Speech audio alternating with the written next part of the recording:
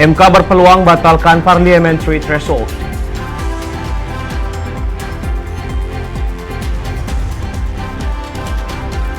Dishub Bali akan aktifkan satu koridor Trans Metro Dewata.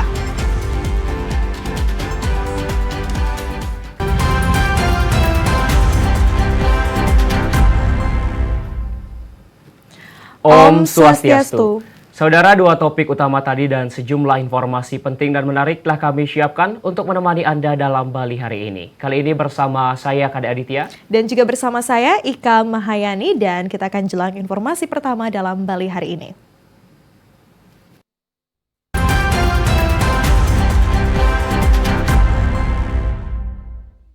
Informasi pertama dalam Bali hari ini, Saudara. Menko Bidang Hukum, HAM, Imigrasi, dan Pemasyarakatan Yusril Iza Mahendra menyebut Mahkamah Konstitusi berpeluang membatalkan parliamentary threshold atau ambang batas parlemen sebesar 4% suara sah nasional. Hal tersebut disampaikan saat menghadiri Muktamar ke-6 Partai Bulan Bintang di Denpasar, Bali. Yusril menilai putusan MK yang membatalkan atau menghapus ketentuan ambang batas pencalonan presiden dan wakil presiden atau presidential threshold sebesar 20% akan berdampak terhadap ketentuan ambang atas parlemen. Pembatalan ini memberikan harapan baru kepada partai-partai politik untuk berkembang dalam demokrasi Indonesia yang lebih sehat. Partai politik akan lebih berpeluang memiliki wakil rakyat di DPR RI. Nah, karena itu sebenarnya suara rakyat yang supaya jangan terbuang. Tapi yang menurut pendapat saya pribadi, ya lebih baik dibatasi jumlah fraksi di DPR. Misalnya jumlah fraksinya 10 fraksi yang ada di DPR. Jadi kalau partai itu kurang daripada 10%, dia bisa membentuk satu fraksi gabungan. Jadi walaupun satu partai itu hanya punya satu orang wakil, dia tetap dilantik dan bisa duduk bergabung di dalam fraksi yang ada. Jadi kira-kira seperti itu. Dan itu sudah pernah dicoba dalam beberapa bulan lalu, hampir tidak ada masalah sebenarnya. Parliamentary threshold merupakan syarat minimal perolehan suara yang harus diperoleh parpol peserta pemilu agar dapat ikut dalam pembagian kursi di DPR. Merujuk Undang-Undang Pemilu, partai politik dapat masuk DPR jika memenuhi perolehan 4% dari total suara nasional yang sah atau minimal 25% dari total suara sah di satu provinsi. Yuda Maruta melaporkan. Saudara, pemerintah Provinsi Bali berencana mengaktifkan kembali layanan Trans Metro Dewata pada Juli 2025. Namun hanya satu koridor yang diaktifkan untuk melayani masyarakat. Kepala Dinas Perhubungan Provinsi Bali, IGD Wayan Samsi Gunarto mengatakan, pemerintah Provinsi Bali sepakat memulai operasionalnya pada Juli 2025, namun dengan satu koridor yang sudah dimiliki pemerintah daerah. Menurutnya, untuk sementara Dishub Bali mengoptimalkan bus Sarbagita sebagai pengganti bus canggih Trans Metro Dewata dan hanya melayani 2 koridor. Sebelumnya Trans Metro Dewata melayani 6 koridor, sehingga pemerintah daerah harus menyusun langkah antisipatif agar sesuai dengan kebutuhan nantinya. Kadishub Provinsi Bali menyebutkan dibutuhkan persiapan dan beberapa tahapan untuk mengaktifkan kembali koridor yang dilayani Trans Metro Dewata, seperti melakukan lelang hingga penyelesaian standar pelayanan minimal. Sebab hasil evaluasi terhadap layanan Trans Metro Dewata, load factor transportasi publik tersebut belum memenuhi. Pemprov Bali juga masih mendorong keterlibatan kabupaten kota yang dilalui bus untuk ikut berkontribusi dalam pendanaan. Sebab berat bagi Pemprov Bali untuk membayar operasional yang mencapai 80 miliar rupiah. Mendukung program makan bergizi gratis di Kabupaten Bangli, Dandim 1626 Bangli beserta jajaran melakukan peninjauan ke lokasi rencana pembangunan Satuan Pemenuhan Pelayanan Gizi SPPG di Desa Bayunggede, Kecamatan Kintemani, Bangli. Persiapan tahap awal pelaksanaan program makan bergizi gratis, pemerintah pusat melalui rekanan memilih lokasi pembangunan dapur umum di wilayah Desa Bayunggede, Kintamani, dan di Kelurahan Kubu Bangli. Dandim 1626 Bangli, Letkol Kaf Iketut Artanegara mengatakan, Untuk memastikan seluruh proses berjalan lancar, pihaknya beserta jajaran turun langsung ke lokasi sebagai komitmen Kodim untuk mendukung pelaksanaan program MBG. Pihaknya memastikan fasilitas yang dirancang dapat memenuhi kebutuhan program MBG, proses koordinasi hingga pelaksanaan pembangunan. Lokasi ini dipilih karena sangat strategis untuk menjangkau ribuan penerima manfaat program MBG. Tempat ini akan dimanfaatkan sebagai pusat pengelolaan dan distribusi makanan bergizi secara gratis sesuai arahan pemerintah. Kami selaku Kodim 16 Dunam Bangli melakukan pendampingan dalam rangka penyiapan, di mana saat ini sudah disiapkan 2 lahan untuk pembangunan dapur sehat, di mana yang 1 lahan sudah disiapkan di Kecamatan Bangli dan 1 lahan lagi di Kecamatan Kintamani. Sampai dengan saat ini proses pembangunan dapur sehat sedang dikoordinasikan, sedang disiapkan. Mudah-mudahan dalam waktu dekat sudah bisa beroperasi di wilayah Kabupaten Bangli. Dandim 1626 Bangli meminta semua pihak terkait untuk segera menyelesaikan survei dan perencanaan detail agar pembangunan SPPG dapat segera dimulai, sehingga program makan bergizi gratis di Kabupaten Bangli dapat segera terlaksana. Putu Ratna melaporkan. Sementara itu, saudara, program makan bergizi gratis di Kabupaten Karangasem berjalan lancar sesuai rencana setelah hampir sepekan terakhir berlangsung. Para siswa penerima program makan bergizi gratis ini mengharapkan menu yang bervariasi setiap harinya.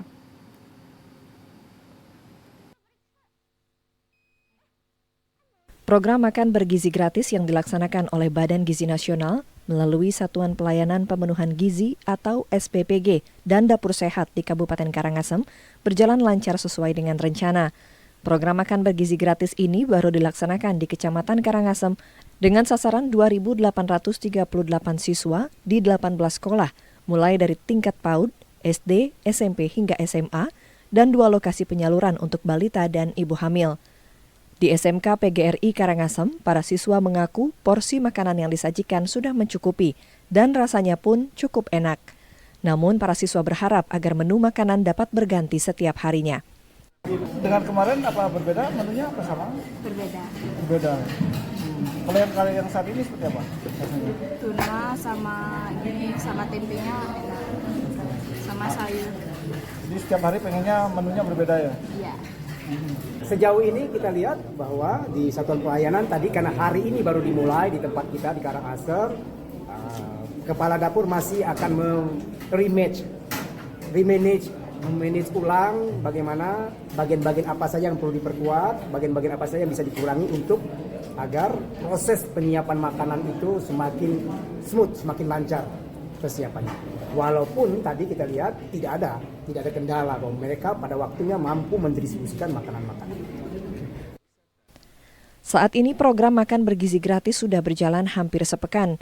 Kedepannya program makan bergizi gratis ini akan menyasar 87.000 orang penerima manfaat, mulai dari PAUD, SD, SMP, SMA, ibu hamil dan balita di 8 kecamatan di Karangasem. Untuk menjangkau layanan ini akan dibangun sebanyak 17 dapur sehat yang tersebar di masing-masing kecamatan. Andi Hussein melaporkan. Saudara, program makan bergizi gratis juga diyakini dapat meningkatkan perekonomian masyarakat lokal. Hal ini juga didukung dengan penggunaan produk pangan lokal dari petani di wilayah setempat.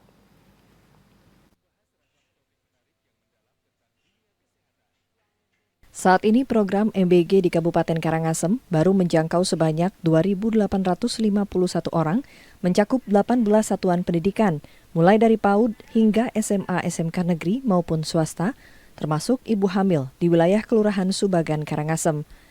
Program MBG disalurkan melalui unit pelayanan makanan bergizi UPMB Dapur Sehat yang berlokasi di lingkungan Jasri Kelot, Kelurahan Subagan Kabupaten Karangasem, dengan seluruh kebutuhan pangan diambil dari petani lokal. Penggunaan produk pangan lokal ini diharapkan dapat meningkatkan perekonomian petani dan masyarakat setempat. Menurut Dandim 1623 Karangasem, Letkol CZI Rian Yustian, selain produk pangan hasil pertanian lokal, pihaknya juga mempekerjakan 49 orang tenaga lokal daerah untuk mengolah makanan tersebut. Kita mengupayakan menggunakan seluruhnya hasil yang ada di wilayah di Karangasem ini, seperti sayur, beras, telur, ikan, daging itu kita mengambil di wilayah Karangasem semuanya. Kita mengupayakan mengambil dari hasil-hasil bumi yang ada di Karangasem ini, dari petani-petani yang ada di sekitaran dapur juga kita rekrut. Kecuali untuk bahan-bahan yang belum ada seperti susu. Menurut Dandim 1623 Karangasem, seluruh proses pengolahan makanan di dapur sehat diawasi ketat oleh petugas dari Badan Gizi Nasional untuk menjaga kebersihan dan kualitas makanan. Putra Widiarsana melaporkan. Saudara, persentase penduduk miskin di Bali terendah secara nasional. Informasi selengkapnya usai jeda, tetaplah bersama kami.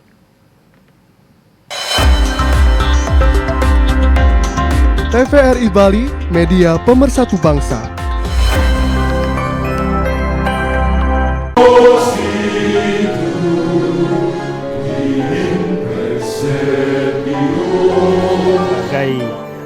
Bukan hanya sebagai pesta yang meriah, tetapi juga sebagai suatu momen untuk memperdalam iman dan mewujud nyatakan dalam memberi perhatian kepada sesama. Dan kami di Legio Maria setiap hari Rabu melaksanakan rapat, yaitu mendoakan teman-teman yang sedang sakit, lalu berdoa. Ayolah kawan, kita bersama, marilah membangun dunia baru.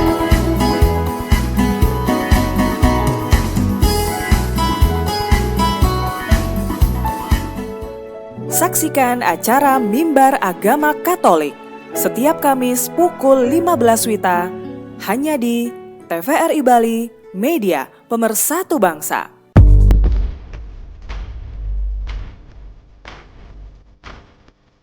Bosan dengan berat badan yang terus bertambah?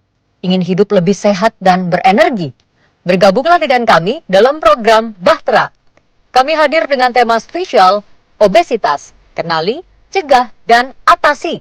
Saksikan langsung pemaparan menarik dari spesialis penyakit dalam konsultan endokrinologi, metabolik, dan diabetes ternama, Dr. Wiragotra, SPPD, KEMD, Finasim, yang akan berbagi pengetahuan mendalam tentang penyebab obesitas, dampaknya bagi kesehatan, serta solusi efektif untuk mengatasinya. Acara ini akan dipandu oleh dokter muda yang kompeten, Dr. Igusti Ayu Agung Istri Anteja, MBiomed, SPPD Finasim, yang akan memandu diskusi interaktif dan menjawab semua pertanyaan Anda seputar obesitas. Jangan lewatkan kesempatan emas ini pada hari Rabu 15 Januari 2025 pukul 18.05 WITA untuk mengubah hidup Anda menjadi lebih sehat.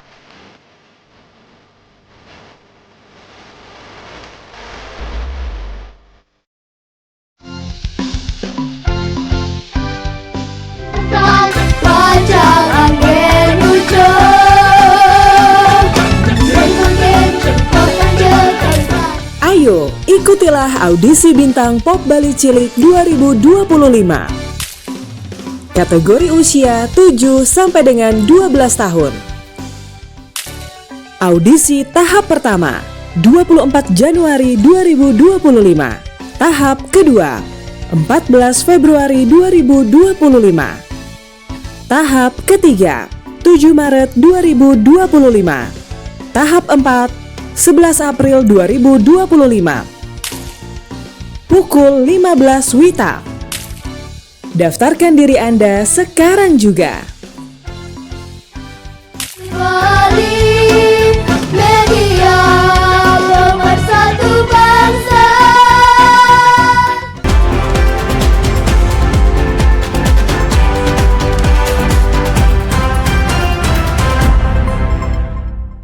Anda kembali bersama Bali hari ini. Provinsi Bali kembali menjadi provinsi dengan tingkat kemiskinan paling rendah di Indonesia. Badan Pusat Statistik BPS Provinsi Bali mencatat pada September 2024 persentase masyarakat miskin di Bali sebesar 3,57%. Badan Pusat Statistik BPS Provinsi Bali mencatatkan persentase penduduk miskin di Bali pada September 2024 tercatat sebesar 3,57% atau turun 0,20% dibandingkan dengan Maret 2024 yang tercatat sebesar 4,00%. Jumlah penduduk miskin di Provinsi Bali pada September 2024 tercatat sebanyak 176,21 ribu orang, turun 8,22 orang dibandingkan dengan jumlah penduduk miskin 2024 yang tercatat sebanyak 184,43 ribu orang. Pelaksana tugas Kepala Badan Statistik Provinsi Bali, KD Agus Wirawan mengatakan, adapun beberapa faktor persentase penduduk miskin di Bali terendah secara nasional, yakni kondisi inflasi Provinsi Bali selama beberapa bulan terakhir ini masih cukup stabil. Pertumbuhan ekonomi Bali yang menunjukkan pertumbuhan positif, termasuk juga kunjungan wisatawan yang terus mengalami peningkatan. Sebelum kita rilis angkanya, kalau kita cermati indikator-indikator makro, kemudian kondisi yang lainnya juga, di Bali ini kan relatif cukup bagus indikator-indikatornya seperti inflasi yang cukup terkendali, kemudian pertumbuhan ekonomi tadi yang sudah mencapai sekitar 5%, dan yang paling menggembirakan itu tingkat kunjungan wisman yang datang langsung ke Bali. Ini angkanya sudah melebihi kondisi sebelum COVID untuk periode yang sama dari Januari sampai dengan September.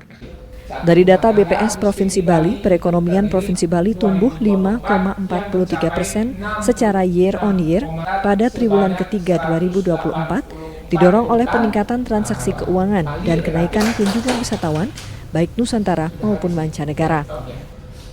Katreni Bude melaporkan. Pertumbuhan ekonomi Bali menunjukkan angka yang cukup tinggi, yakni 5,43%, lebih tinggi dari pertumbuhan ekonomi nasional. Namun di sisi lain, angka kemiskinan ekstrim di Bali juga meningkat.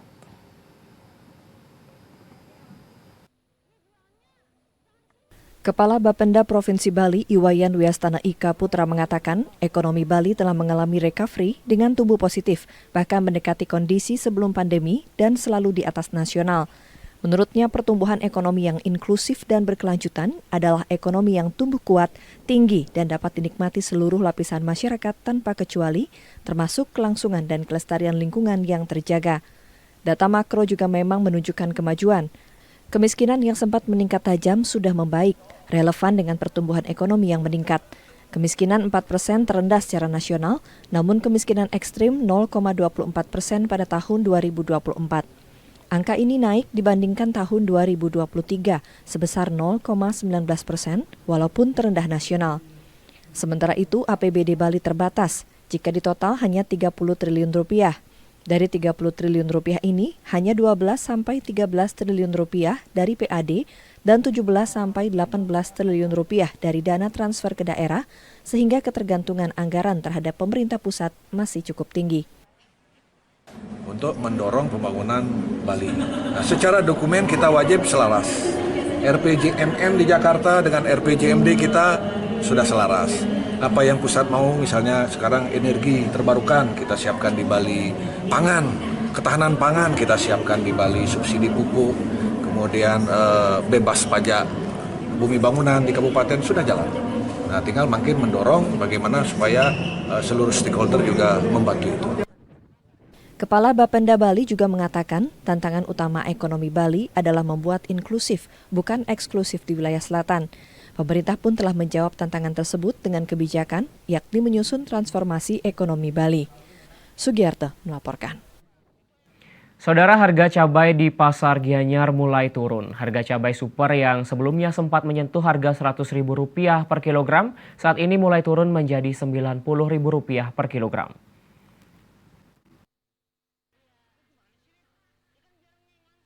Kepala Dinas Perindustrian dan Perdagangan Kabupaten Gianyar, Niluh Eka Suwari mengungkapkan, harga jual cabai di pasaran Gianyar sempat menyentuh harga Rp100.000.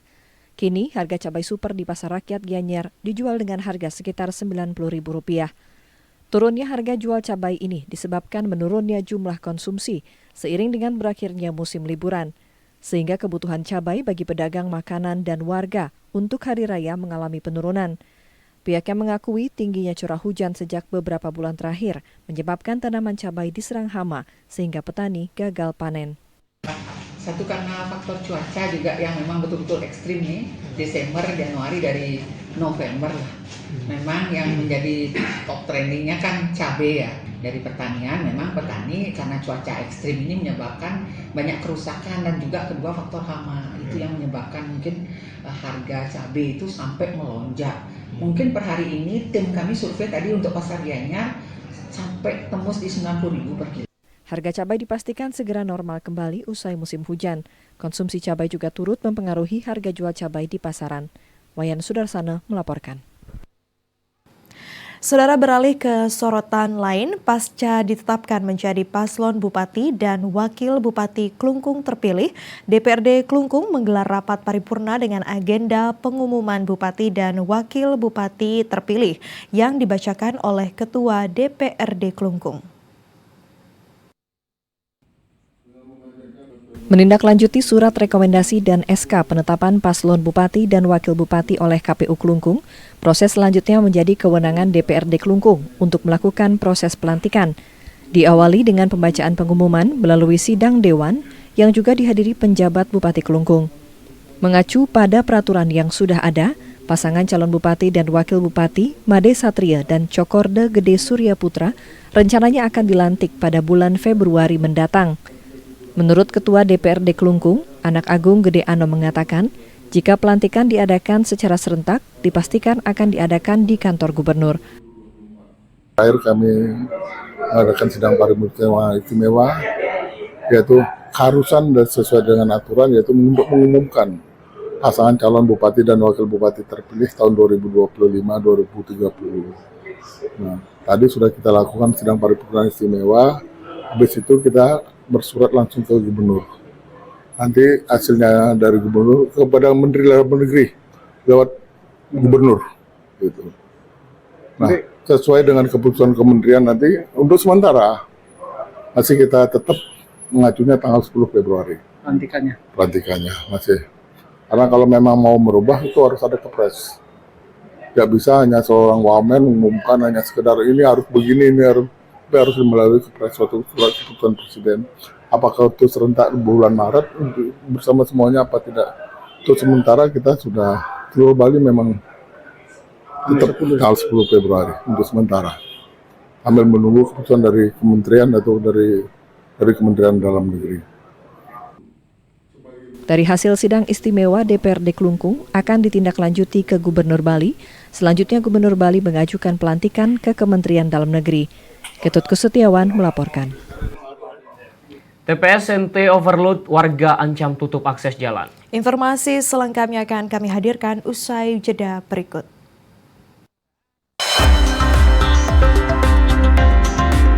TVRI Bali, media pemersatu bangsa.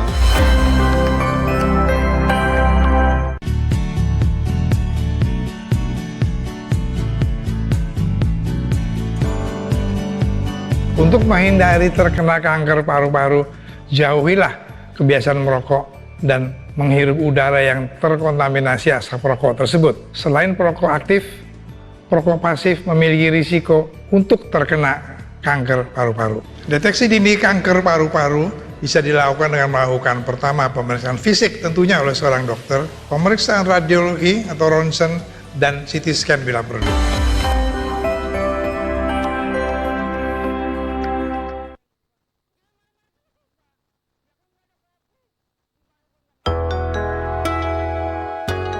Pandemi memaksa kami beradaptasi dan terus berinovasi, sehingga kami terus melangkah. Usaha ini berjalan pertama kali di tahun 2017 pada saat Raja Salman ke Bali, dan pada waktu itu memperkenalkan anyaman ate yang model bulat. Kerajinan ate ini memang dari Desa Adat Gumung terlahirnya, karena itulah kami mencobanya. UMKM kami memang melibatkan seluruh masyarakat yang ada di Desa Adat Gumung, baik orang tua, anak-anak, remaja. Pemasarannya lewat Instagram dan Facebook, dan juga beberapa WA. Baik, mungkin harapan saya untuk UMKM yang baru berjalan, tetap semangat dan terus berinovasi sesuai perkembangan zaman.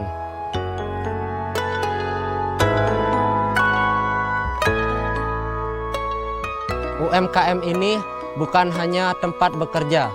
Ini adalah harapan untuk keluarga kami.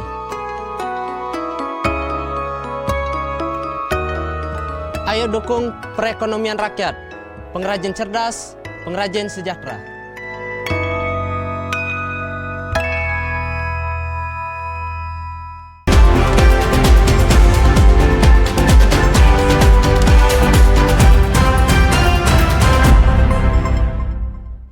Saudara, TPS Sente di Kelungkung overload. Warga setempat ancam tutup TPS ini dikarenakan dinilai mengancam kesehatan warga. Penjabat Bupati Kelungkung Nyoman Jendrike berharap warga memberikan kesempatan sambil menunggu mesin pengelolaan sampah. Keberadaan TPS Sente kini terus menjadi permasalahan bagi warga sekitar, sehingga beberapa waktu lalu TPS ini sempat tutup. Penutupan TPS Sente beberapa waktu lalu dengan memaksimalkan tempat olah sampah setempat, TOS, serta TPS 3R yang ada di masing-masing wilayah. Kebijakan tersebut rupanya tidak dapat menampung produksi sampah, sehingga pemerintah Kabupaten Kelungkung kembali membawa sampah ke TPS Sente dengan syarat sampah hasil residu. Komitmen awal dinilai tidak berjalan dengan baik. Terbukti 10 hingga 15% sampah non-residu dibawa ke TPS Sente, sehingga pada musim penghujan saat ini menimbulkan masalah baru. Selain bau sampah menyengat dan dipenuhi lalat, gunungan sampah tersebut juga mengeluarkan cairan berwarna pekat yang berdampak terhadap sawah warga yang lahannya berada di bawah TPA. Warga desa setempat menuntut pemerintah agar mengambil langkah-langkah penanganan secara cepat. Meminta tolong lagi agar diizinkan hanya membuang residu. Betul. Tetapi selama ini bukan residu yang saya tangkap, Pak. Masih banyak sampah-sampah bukan residu yang dikirim ke sini. Dan kriteria residu itu sudah jelas pada waktu dibicarakan di Banjar Sinte. Nah, kami mohon Pak dari hati nurani yang paling dalam, Pak, karena kami sudah sesek, Pak. Kalau asap ini sesek, kalau zaman sekarang ini bau. Penjabat Bupati Kelungkung Nyoman Jendrike berjanji akan perintahkan semua kepala desa untuk mengawasi pengelolaan sampah di desa masing-masing. Kami akan keras nih, sekali lagi kami akan keras pada kepala desa berbekal. Mereka yang sekali lagi kemarin yang disampaikan nih Pak, ada apa adanya Pak Dewan dan Pak Semeton Sabi akan meminta kepada kepala desa untuk bertanda tangan bertanggung jawab bahwa apa yang dikirim ke sini adalah benar-benar residu. Munculnya permasalahan sampah di TPA Sente, terutama saat musim penghujan, dikarenakan pengelolaan sampah dinilai tidak maksimal. Selain itu, pengolahan sampah tidak sebanding dengan produksi sampah yang datang setiap hari karena terkendala sarana dan prasarana. Ketut Kusutiawan melaporkan. Perkembangan DBD di Kabupaten Bangli dari tahun ke tahun melonjak drastis. Terkait dengan hal tersebut, pemerintah daerah terus berupaya menyosialisasikan pemberantasan sarang nyamuk dan menjaga lingkungan agar tetap bersih.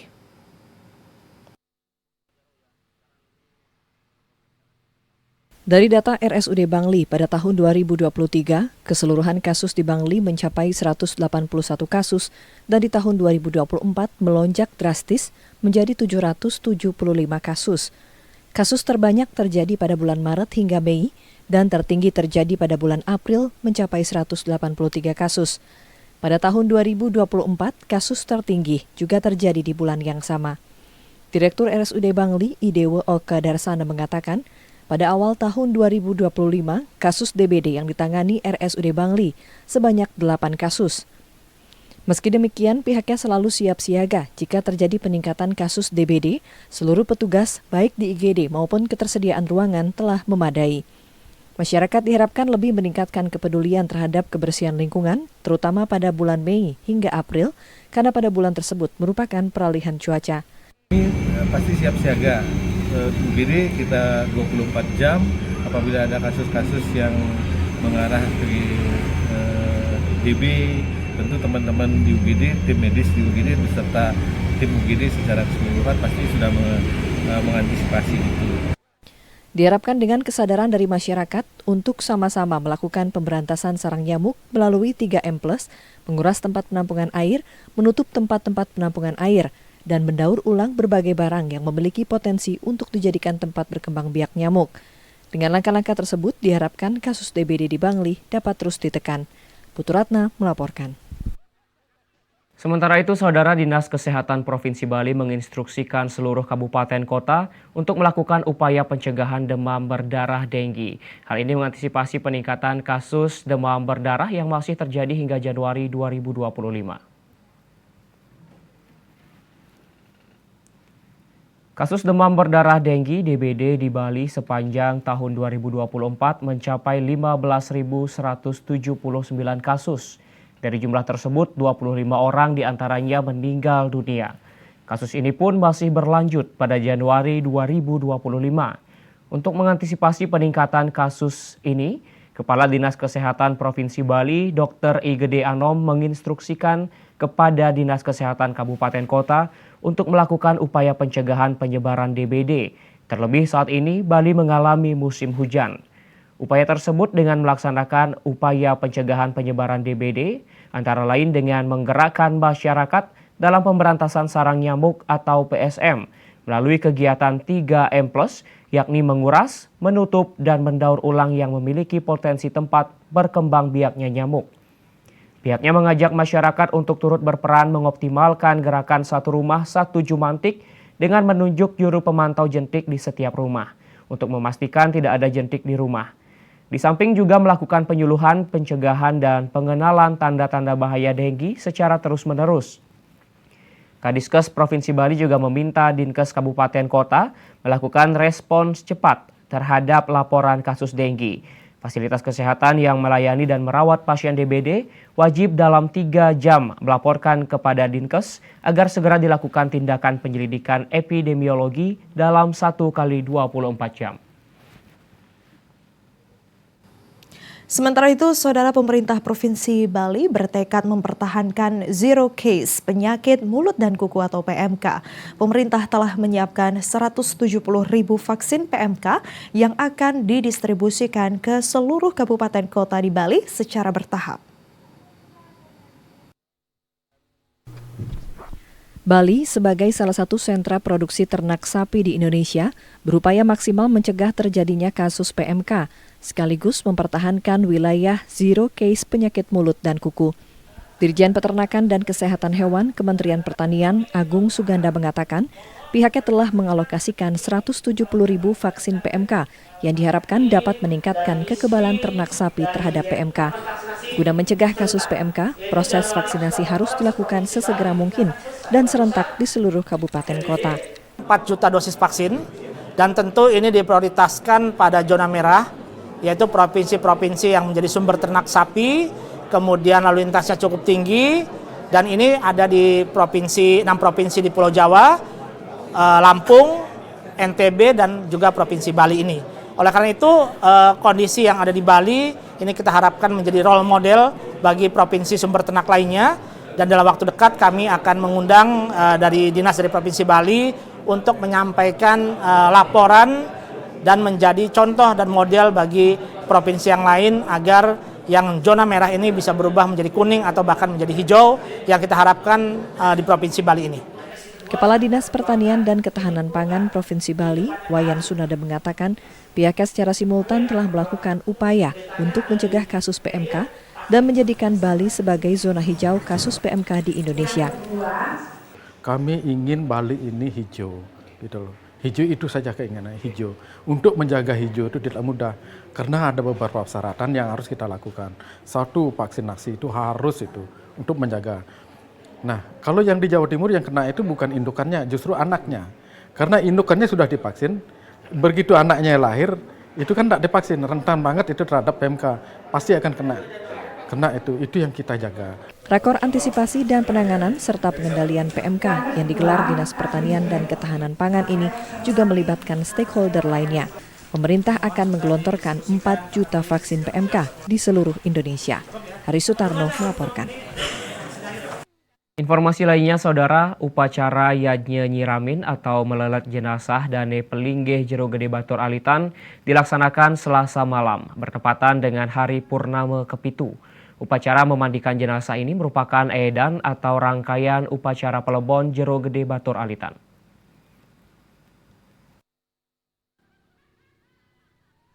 Edan atau rangkaian upacara plebon sudah dimulai pada Kamis 9 Januari lalu dengan proses netegang, nancep rompok, ngawit ngerancang bade, serta piuning upacara. Selanjutnya pada Selasa malam, bertepatan dengan Purnamaning ke-7, dilaksanakan upacara ngulapin, ngening, lunas tirte, dan nyiramang layon. Puncak upacara plebon dilaksanakan pada Jumat Sukre Umanis Klau, tanggal 24 Januari 2025. Jero Penyarikan Duuran menjelaskan, edan karya tersebut diputuskan melalui paruman atau pertemuan desa adat Batur di Genah Kasinoman Pura Ulun Dadu Batur 8 Januari 2025 lalu. Paruman dihadiri unsur krama setimahan, yakni Jero Mangku, Jero Kraman Balirama, serta Jero Petinggi Desa Adat Batur dan perwakilan keluarga Jero Gede Batur Alitan. Untuk tatanan itu tersurat di Raja Purana Batur, di lontar praktekannya Usana Siwasana.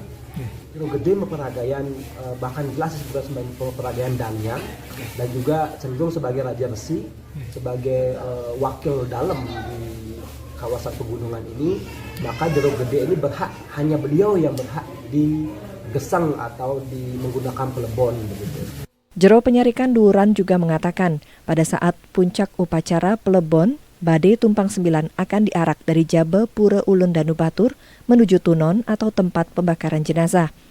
Bade tumpang 9 ini merupakan simbol pemereman layon atau jenazah pelinggih Dane Jero Gede Batur Alitan yang dipadukan dengan petulangan atau tempat pembakaran jenazah berupa kaang atau raja ikan yang dibalut kain serba putih. Bagus Oka melaporkan.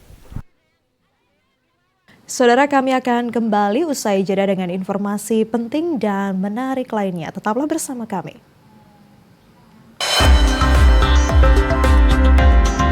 TVRI Bali, media pemersatu bangsa.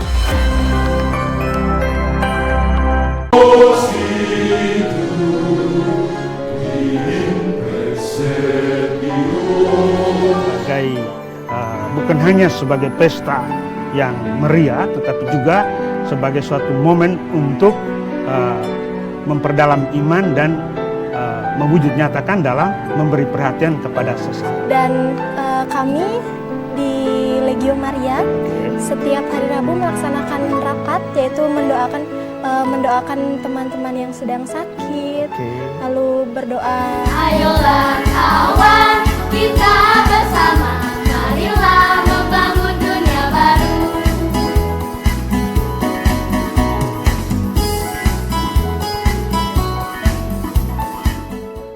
Saksikan acara Mimbar Agama Katolik setiap Kamis pukul 15 WITA hanya di TVRI Bali, media pemersatu bangsa.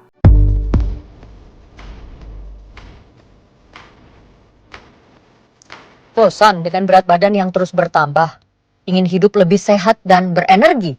Bergabunglah dengan kami dalam program Bahtera. Kami hadir dengan tema spesial obesitas, kenali, cegah, dan atasi. Saksikan langsung pemaparan menarik dari spesialis penyakit dalam konsultan endokrinologi, metabolik, dan diabetes ternama, Dr. Wiragotra, SPPD, KEMD, Finasim, yang akan berbagi pengetahuan mendalam tentang penyebab obesitas, dampaknya bagi kesehatan, serta solusi efektif untuk mengatasinya. Acara ini akan dipandu oleh dokter muda yang kompeten, Dr. Igusti Ayu Agung Istri Anteja, MBiomed, SPPD Finasim, yang akan memandu diskusi interaktif dan menjawab semua pertanyaan Anda seputar obesitas. Jangan lewatkan kesempatan emas ini pada hari Rabu 15 Januari 2025 pukul 18.05 WITA untuk mengubah hidup Anda menjadi lebih sehat.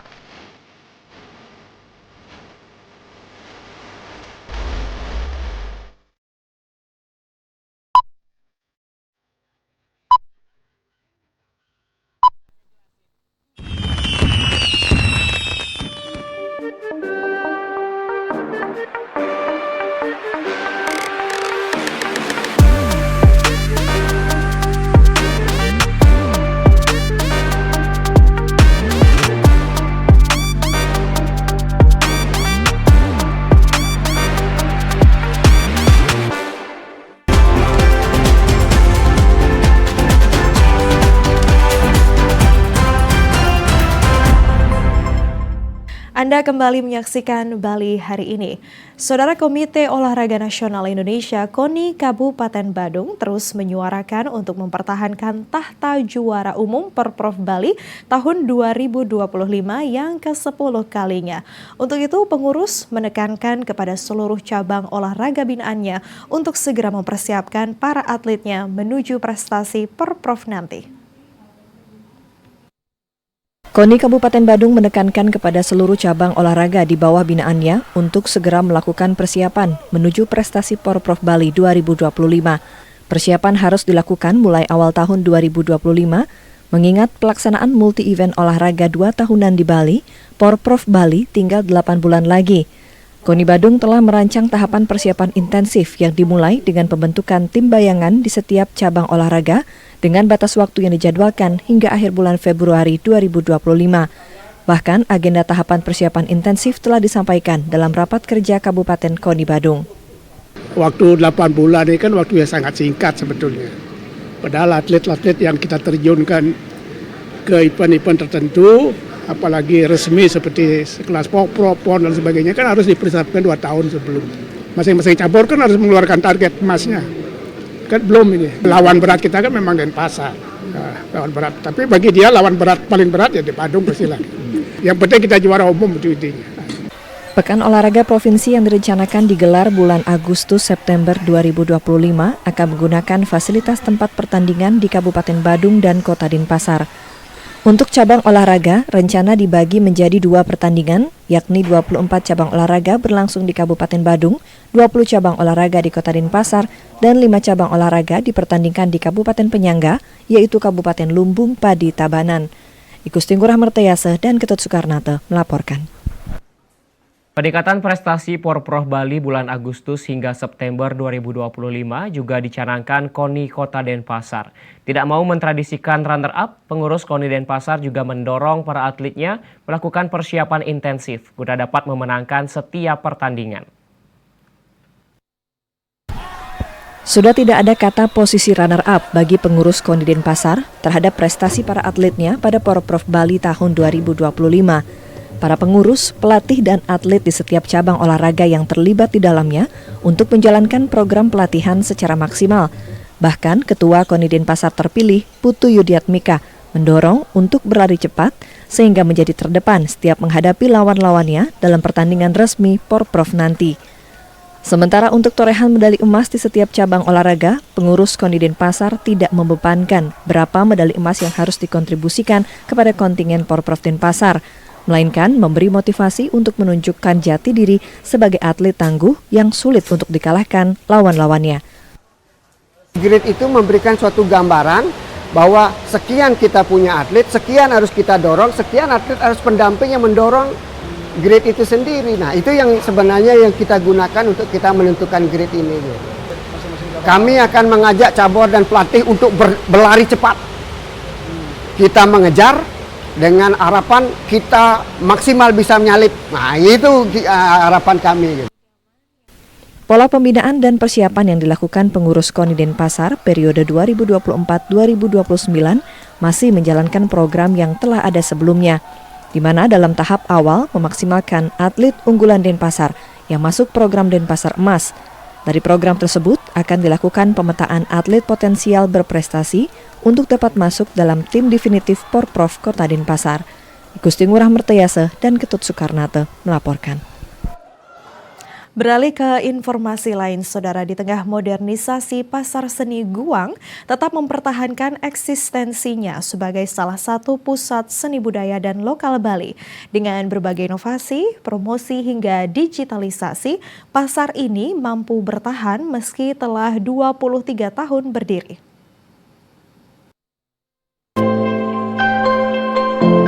Pasar Seni Guang adalah salah satu surga seni budaya dan lokal.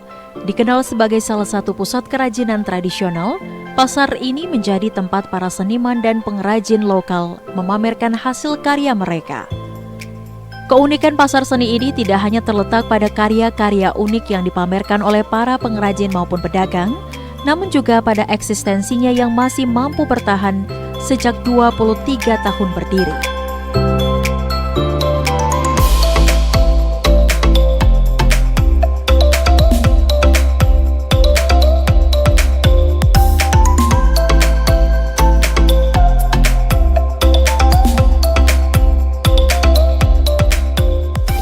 Dengan ratusan kios yang menjual berbagai produk seni, Pasar Seni Guang menjadi daya tarik tersendiri bagi wisatawan yang ingin membawa pulang keunikan dan keindahan Bali dalam bentuk kerajinan tangan. Pasar ini menawarkan pengalaman berbelanja yang unik dengan suasana yang cenderung sejuk. Pasar ini khususnya dikenal sebagai tempat untuk memperoleh oleh-oleh kerajinan khas Bali, mulai dari pakaian tradisional seperti baju pantai, baju barong, dan kaos dengan desain khas Bali. Selain pakaian, Pasar Seni Guang juga menawarkan kerajinan seni seperti patung, aksesoris seperti gelang dan kalung, hingga lukisan-lukisan unik. Nah, pertama kan dari segi adat budayanya, itu kedua itu dia itu betul-betul melihat suatu kerajinan yang bersifat kerajinan tangan lokal di sini. Banyak seperti ada lukisan sini ya, banyak sini penghasil dari warga lokal sini, ada patung dan ada juga di sini ada garmen-garmen memang dari sini. Itu yang tertarik oleh pengunjung dan sama itu harganya sangat terjangkau sekali, harga di sini paling murah. Pasar Seni Guang kami ini paling murah itu. Namun demikian, mempertahankan eksistensi di tengah perubahan zaman bukanlah hal yang mudah.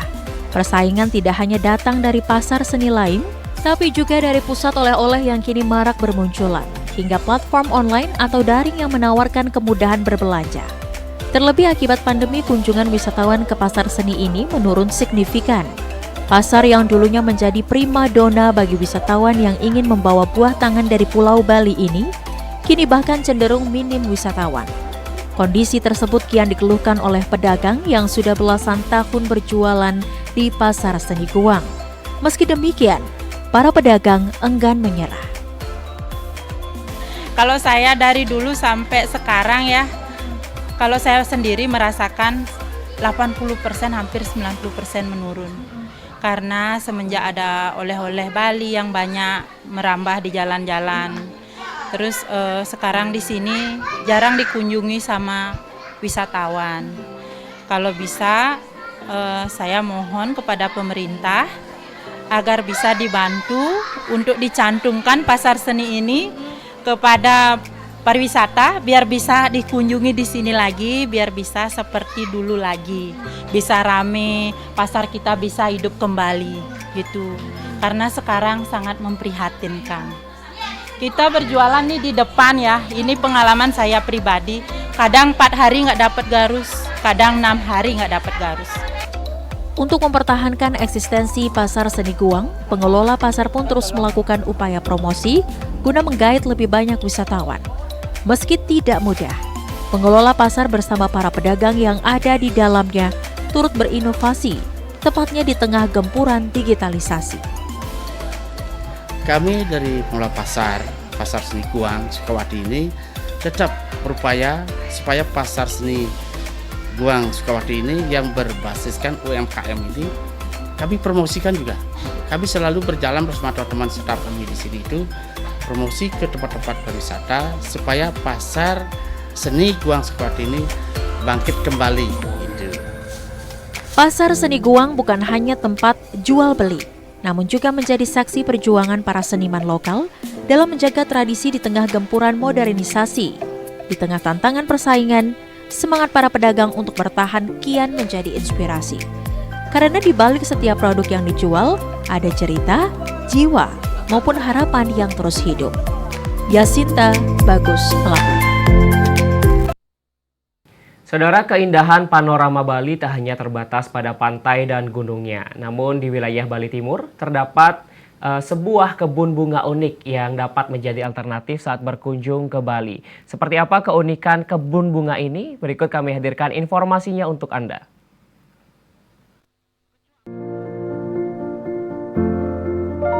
Pernahkah Anda mendengar nama bunga Edelweiss? Jika Edelweiss yang Anda maksud adalah Edelweiss yang ini, ya, ini adalah Edelweiss yang biasa dikenal oleh masyarakat. Bunga abadi yang hidup di lereng-lereng gunung, indah dan menawan. Namun bagaimana dengan bunga yang satu ini? Ya, ini juga bunga Edelweiss. Namun ini adalah Edelweiss asal Bali, atau yang dikenal dengan bunga kasna. Bunga ini berwarna putih dan berbentuk seperti bintang. Hamparan bunga kasna ini seperti hamparan salju. Bunga kasna tumbuh subur di daerah dataran tinggi Bali yang iklim dan kondisi tanahnya sangat mendukung. Hamparan bunga kasna ini juga menciptakan pemandangan yang surrealis dan eksotis.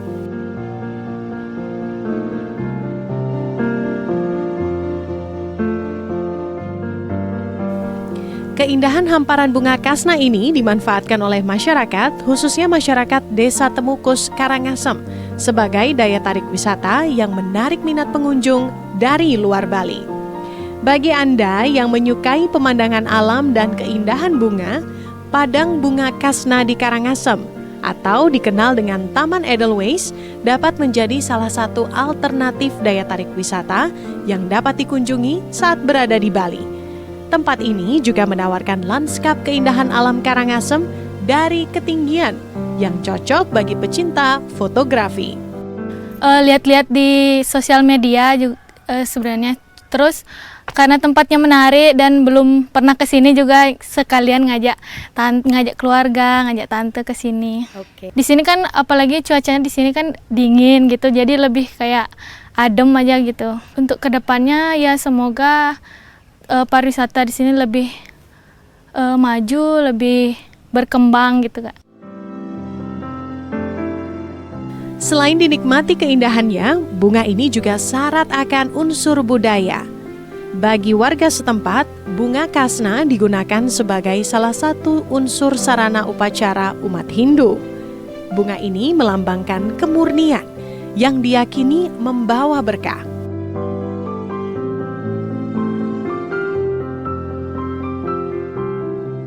Bunga kasna Bali adalah simbol keindahan alam dan kekayaan budaya yang juga harus dilestarikan.